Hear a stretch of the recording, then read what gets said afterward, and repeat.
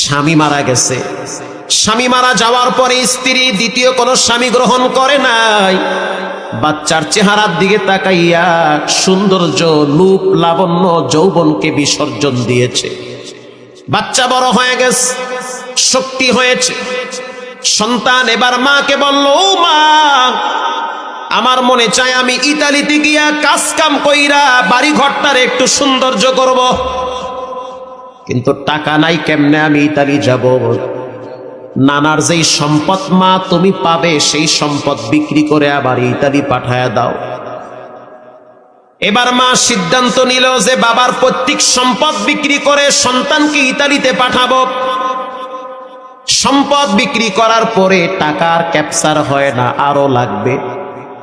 এবার মা নিজের ব্যবহৃত হাতের রুলি, গলার হার বিক্রি করে টাকা যোগ করে সন্তানকে ইতালি পাঠায়া দিছে।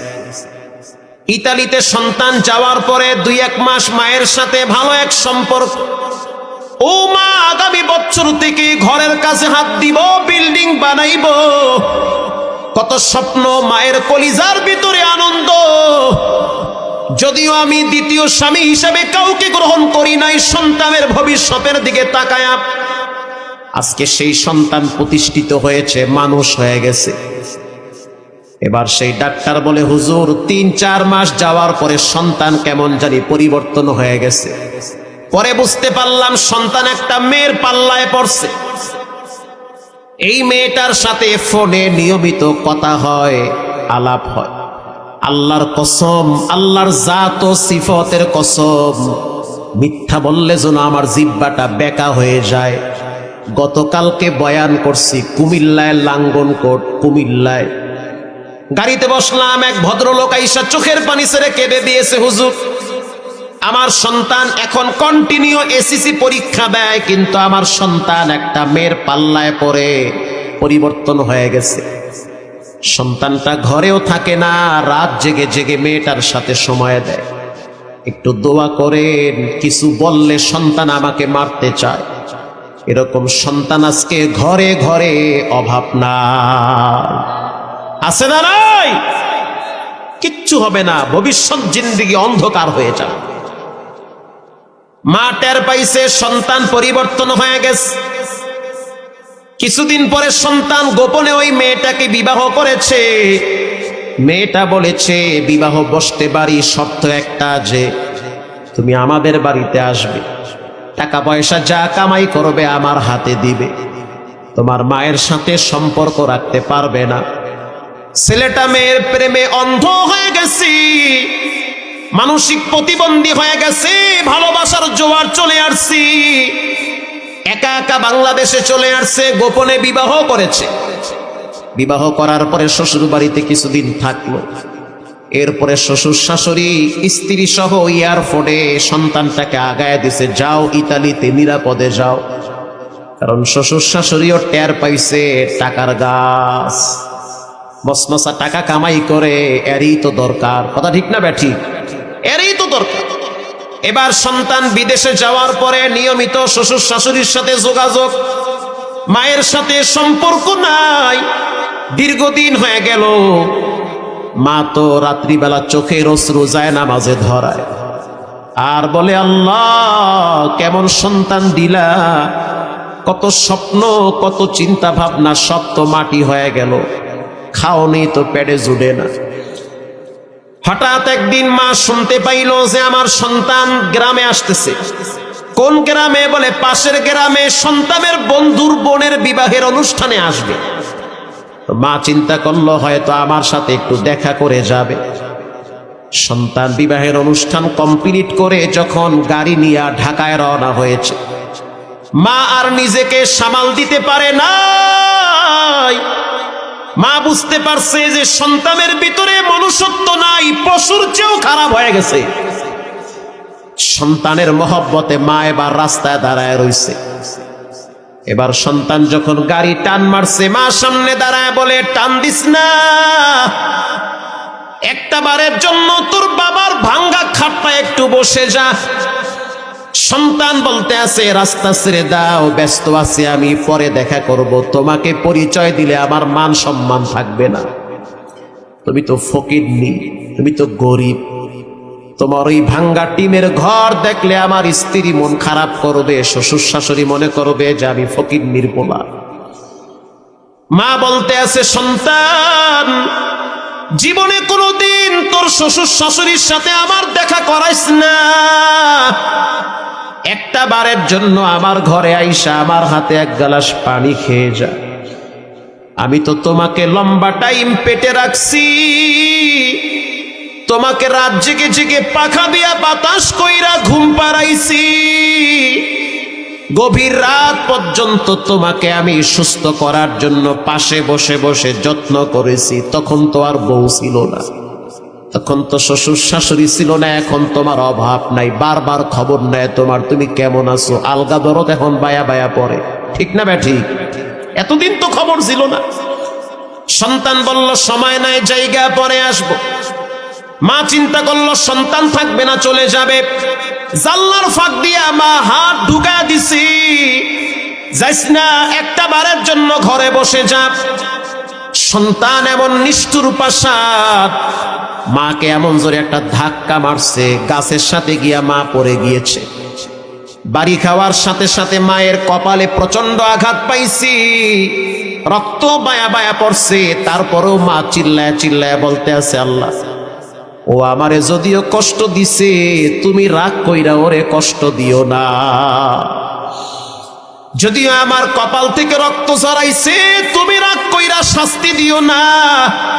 কারণ সমস্ত কিতাব হাদিসে লেখা, মাকে কষ্ট দিলে বেশি দিন আরামে টিকতে পারে না। সন্তান তো বিদেশে চলে গেল, এদিকে মা যাযাবরের মতো জীবন পার করতেছে ঘরে। মাসখানেক পরে ডাক্তার বলতে আছে, হুজুর, এই মহিলাটা আমার বাড়িতে আসছে রাত্র ৩টায়, আইসা দরজায় লক করতে আছে, ডাক্তার একটু খবর নিয়ে দেখেন আমার সুমন কেমন আছে। ডাক্তার বলতে আছে, রাত্র ৩টা বাজছে, সমস্যা কি? বলে, আমি তো একটা খারাপ স্বপ্ন দেখছি।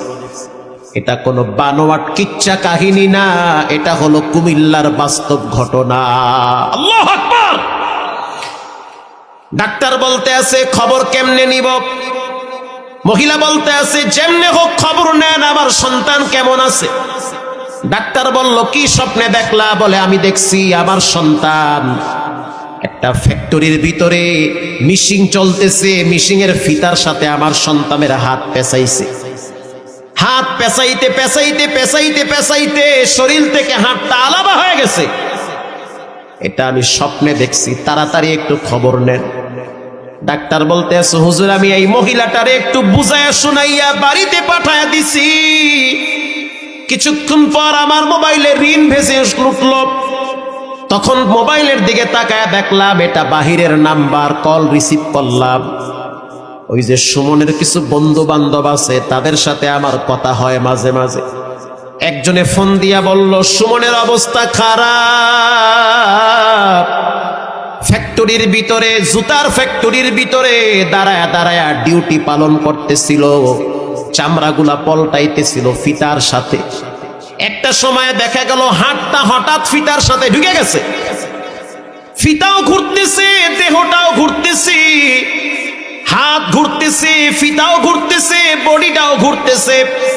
একটা সময় আঘাত করে করে দেহ থেকে হাতটা ডিসকানেক্ট হয়ে গেছে, আলাদা হয়ে গেছে। রক্তাক্ত বটি নিয়ে রাস্তায় পড়ে আছে। হসপিটালে নেওয়া হয়েছে, অবস্থা খুব খারাপ, অনেক রক্ত লাগবে। স্ত্রীকে টেলিফোন করা হয়েছে, স্ত্রী এখন ফোন রিসিভ করে না। শ্বশুর শাশুড়িকে ফোন করা হয়েছে, কেউ রিসিভ করে না, কারণ বুঝতে পারছে টাকার বাক্স নষ্ট হয়ে গেছে। বুঝতে পারছে। প্রিয় ভাইরা আমার, সকালবেলায় মহিলার কাছে গিয়া বলল, মা টেনশন করবেন না, দোয়া করেন, দুর্ঘটনা ঘটছে ঠিক। মহিলা বলতে আছে, ডাক্তার, আমি তো আমার সন্তানের অভিশাপ দেই নাই, আমি তো বরদোয়াও দেই নাই, তো কেন এমন দুর্ঘটনা ঘটলো? আমি বারবার বলছি, আল্লাহ, যত কষ্ট আমি মা সহ্য করব, কিন্তু আমার বাচ্চাটার জন্য কোনো কষ্ট না হয়। এই সন্তান দীর্ঘদিন চিকিৎসা করলো, ঢাকায় উত্তরায় ফ্ল্যাট ছিল, সেটা বিক্রি করার পরেও চিকিৎসার টাকা জোগাড় হয় না। গোপনে যত ব্যাংক ব্যালেন্স ছিল সব শেষ করলো, তারপরও চিকিৎসার টাকা হয় না। স্ত্রীকে ফোন করে বলল, কিছু টাকা দাও, তোমাকে তো আমি লক্ষ লক্ষ টাকার গোল্ড দিয়েছি, স্বর্ণ দিয়েছি। স্ত্রী বলল, দিয়েছো ঠিক, তবে এখন দিতে পারবো না, তোমাকে আমরা চিনতেও চাই না। সম্পর্ক নষ্ট হয়ে গেল। গ্রামে চলে আসছে, মা এয়ারপোর্টে গিয়া বসে আছে আর বলতে আছে, সন্তান সবাই তাড়ায়া দিতে পারে, আমি মা তোমারে তাড়ায়া দিতে পারি না। এখন এই মায়ের ঘরেই থাকে। কয়েক বছর আগে সন্তান দুনিয়ার থেকে বিদায়।